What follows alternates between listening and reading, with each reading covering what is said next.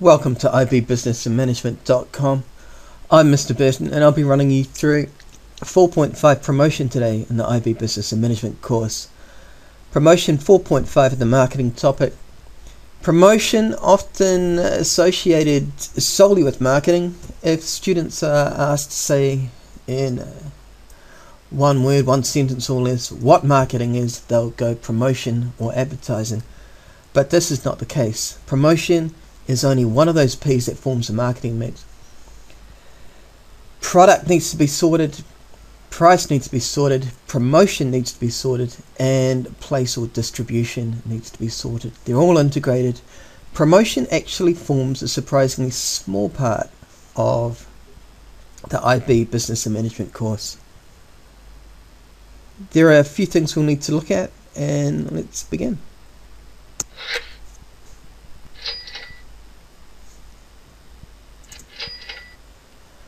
Right, we're going to need a definition. Promotion is the communication of messages to the market with the intention of selling a firm's products. And here are several forms of promotion. Most common: advertising, sales promotion, reducing the price, special discounts, coupons, personal selling, direct mail, trade fairs, sponsorship, public relations, and social media. All types of promotion. Again, promotion forms part of the marketing mix, and the marketing mix is built around marketing objectives.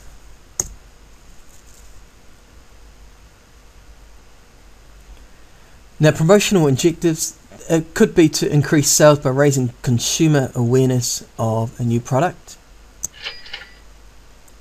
It could be to remind consumers of an existing product and its distinctive qualities. This could be especially applicable for the growth and maturity stages of the product life cycle, where other competing products will be on the market. So a good time to remind consumers of the distinctive qualities of our very good product. Another promotional objective may be to encourage increased purchases by existing customers or to attract new customers. And another promotional objective could be to demonstrate the superior specifications or qualities of our product. The things that make it different from our competitors, perhaps our unique selling point. We may want to create or reinforce a brand image or personality of the product. Correct misleading reports about the product or businesses after negative events. We may want to develop or adapt the public image of the business rather than a product. So the communication message to the market may be not about a particular product, but about us as a business and what we're trying to achieve. And additionally, to encourage retailers to stock and actively promote products to the final consumer. Retailers are an important part in our marketing strategy, perhaps, and if they are, we are going to need to encourage our retailers to get our products in visible spots, best positions on the shelves, and market the heck out of it to the final consumer. Well, ideally anyway. Right, exam tip. When writing about the promotion of a product, try to consider the marketing objectives of the business. So the promotional objectives need to be able to tie in, link in, seamlessly integrate itself with the marketing objectives. Right, so is the promotion being used likely to help achieve these objectives or not? If not, revisit the promotional objectives.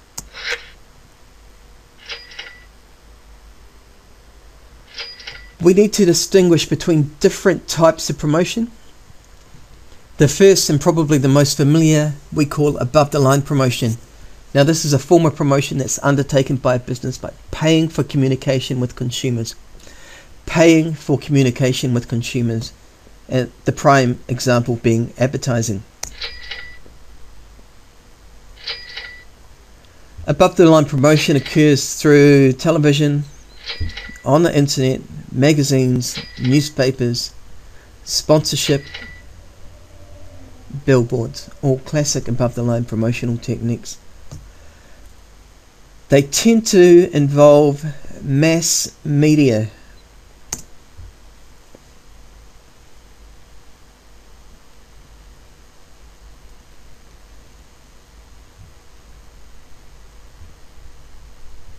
Some very effective billboards here on display. Now, above the line promotion can be either informative, providing information about our particular product, about our company, or persuasive.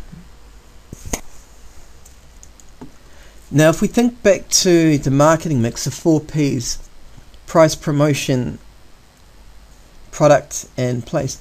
Product was a solution to a customer's problem. Price provided a value for the consumer. Promotion is designed to be informative, to provide information to the consumer. And the final P in the marketing mix, place, designed to enable access to the product. So therefore we have that acronym SIVA: solution, information, value, and access, all tied into marketing objectives.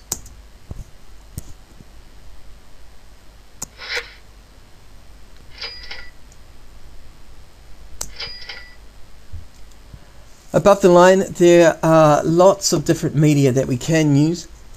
It's unlikely that we'll be able to use all of them. We'll be targeting specific media types to suit our marketing objectives. Different factors to consider, and remember, the bigger the firm and the greater the advertising budget, the more media choice there's going to be. Right, important factors to consider: cost. Very, very important. Marketing managers compare the cost of media types and assess whether they fall in the marketing budget. Can we afford those primetime television ads? Buying media time is not the only cost. Remember, the advert, the promotion still needs to be written and produced.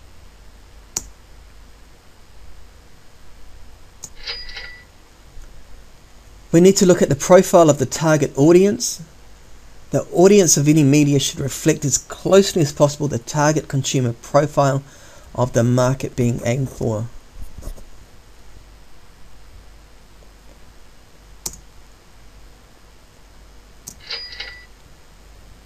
Type of product and message. Now, written forms of communication be most effective in getting detailed information across, but if image creation is the marketing objective, then social media, TV and magazines are going to be the likely choice.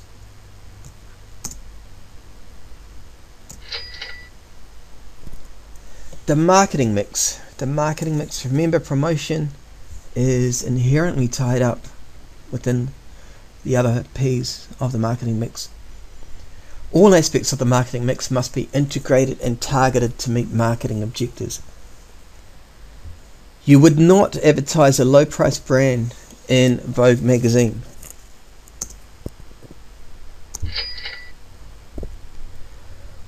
We need to consider the law and perhaps other constraints out there. For example, and thank God there is, bans on advertising junk food to children. These are going to force marketers to push their products on children's internet sites, perhaps. Sad, but it's true, they do. Cigarette advertising ban. Perhaps sponsorship through Formula 1 Grand Prix motor racing.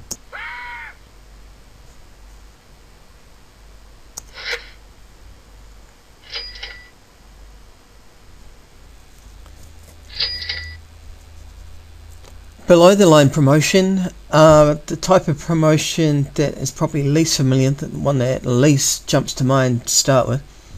Now, this is not a directly paid for means of communication, but often or usually based on short-term incentives to purchase. For example, sales promotion techniques. the coupons, discount vouchers, etc.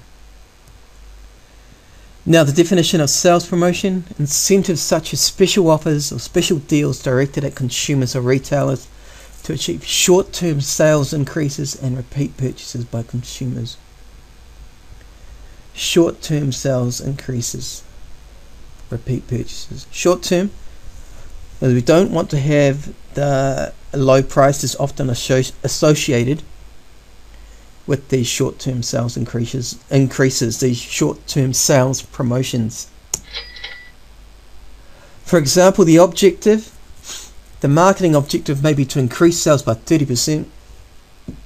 A below-the-line promotional strategy could be to decrease prices for the product by 20% in the month of June and promote that price decrease.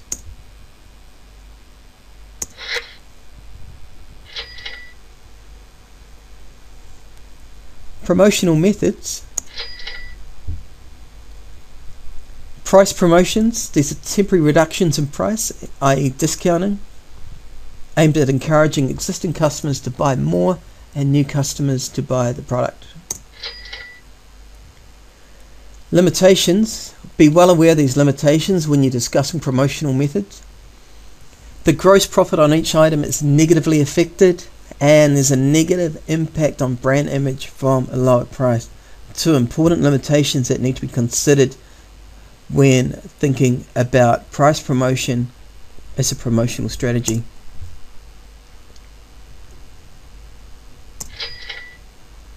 Coupons.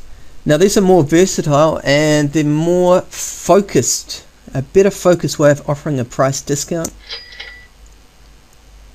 Again, be aware of these limitations. The limitations of coupons are they encourage consumers to buy what they would have bought anyway.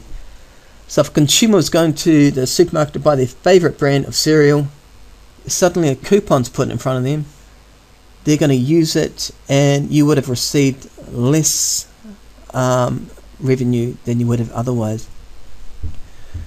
Second limitation, careful coordination with retailers to cater for increases in demand. You don't want a very successful coupon boosting your sales massively and then suddenly finding that your retailer has run out of your stock.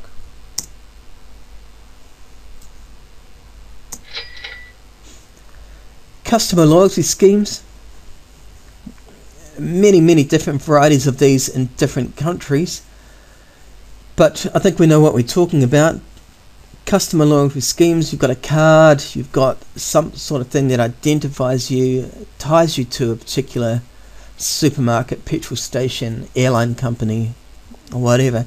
Now, these are focused on encouraging repeat purchases and discouraging consumers from shopping with competitors. As an additional bonus, they also generate a large amount of useful customer data, which the organization can then use. Limitations. Cost of incentives reduces the profit on each purchase. There are administration costs with running these schemes, and many consumers have many loyalty cards, so the impact can be reduced.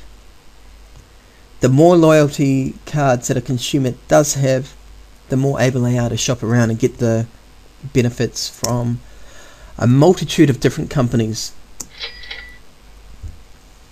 Bog off. Buy one, get one free. Now, this encourages multiple purchases and reduces demand for competitors' products. The more they're buying of our product, the more they're receiving of our product, the less they're going to demand our competitors. Right, limitations, severe reduction in gross profit margins, and current sales may increase, but future sales decrease as customers have stocked up on the item. Buy two, get one free. The customer has to use two of your products before they can get in and purchase another one. Point of sale displays. Point of sale displays an important term to know and to be able to use, be able to understand effectively. Point of sale displays. Advertising promotion around where the customer is making their purchase. Now, this has maximum impact on consumer behavior and it's achieved by attractive, informative and well-positioned displays in stores, point of sales display. The limitations: the best display points are usually offered to market leaders. If you're a market leader, you're going to have the best point of sale display, and new products are going to struggle for the best position in stores unless big discounts are offered to retailers. And if we're offering big discounts to retailers, that's going to affect our profit margins again.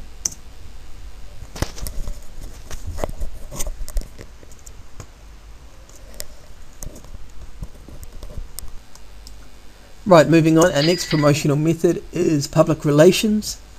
Now, public relations uses free publicity by newspapers, TV and other media to communicate with and achieve understanding of the public. Now, it's not particularly controllable.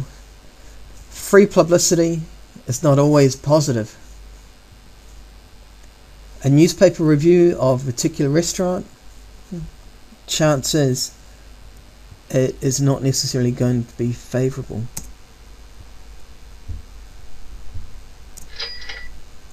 Sponsorship, defined as payment by a company to a team, owners or event organizer so that the company's name becomes associated with the event. The success of the sponsorship is largely out of the company's control. If a team is losing every match or the event is negatively received, this could well reflect badly on the sponsor.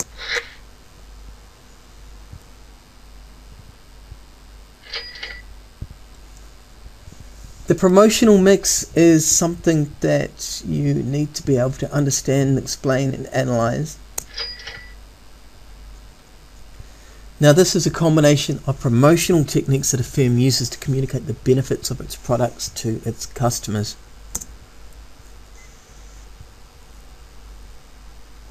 Let's have a look at this in terms of the product life cycle. Show me.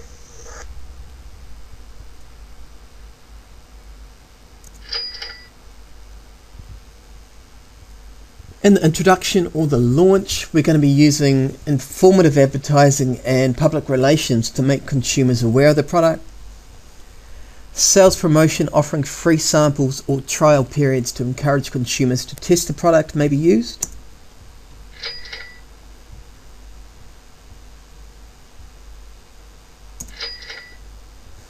In the growth phase, the focus is going to start to shift towards brand building and persuasive advertising. We could be using sales promotion to encourage repeat purchases, and now is when we'll start to attempt to build brand loyalty.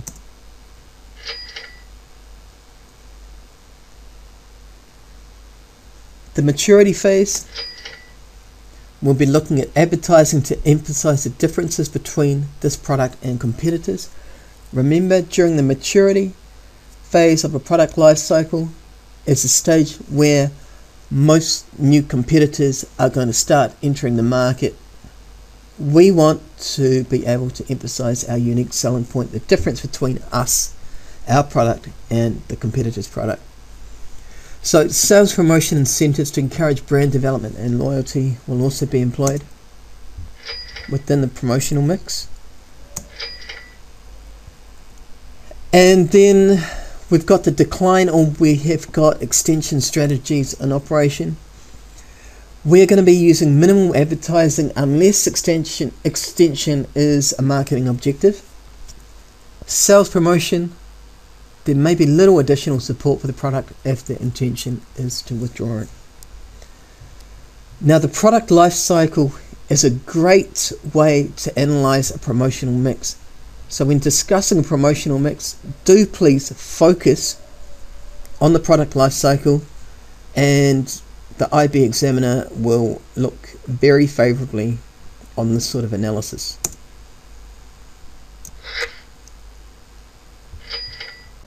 Okay, a final stop in our promotion section of marketing is promotional mix.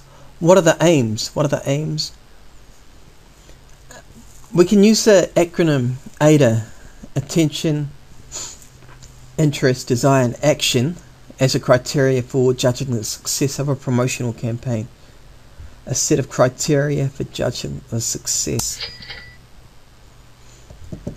Attention, interest, desire, and action are the set of criteria that we'll use to judge any promotional mix. Right, attention. The promotional mix should raise existing and potential customers' awareness of the product by engaging their attention. So with attention and that information there, we can look at the promotional campaign, see how well it does that.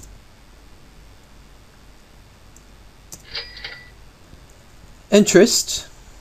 The promotional mix, the promotional campaign should be stimulating and keeping customers interested, and perhaps they could be doing this, perhaps we could be doing this in a promotional campaign by using memorable and interesting advertisements. Desire. Our promotional campaign should be generating a feeling of need for the product, perhaps through the use of free samples to lure in customers. And action, most importantly, action, that vital last component to the promotional mix. We are trying to get the customer to purchase the product. So we need to encourage customers to take action. I'm Mr. Burden. Thank you very much for joining me in this 4.4 marketing mix promotion section of the IB Business and Management course. Final few questions to see that whether you're on the right track or not. I'll be joining you in place, our final P in the marketing mix. Hope to see you there. Good luck with these questions. Thanks for listening. Thanks for your time.